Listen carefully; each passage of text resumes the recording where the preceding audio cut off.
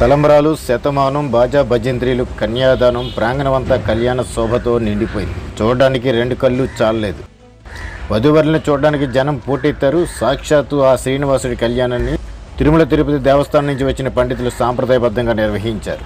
Atchutapuram police గ్రౌండ్లో ఏర్పాటు చేసిన భారీ సెట్టింగ్లో 9 అడుగుల వెంకటేశ్వర స్వామి విగ్రహం ఆకర్షణీయంగా నిలిచింది. ఉత్సవ విగ్రహాలను అందంగా అలంకరించి వివాహం జరిపించారు. స్థానిక నాయకులు ప్రగణేశ్వరరావు, సుకుమార్ వర్మ, బొడ్డేడి ప్రసాద్, రాజన్ రమేష్ కుమార్ తదితరులు హాజరయ్యారు. స్వామి ఆశీస్సులు పొందారు. సరిసా శ్రీనివాసరావు కళ్యాణ ఏర్పాట్లు చేశారు. మారుమూల గ్రామాల నుంచి భక్తులు హాజరై వేడుకను తిలకించారు.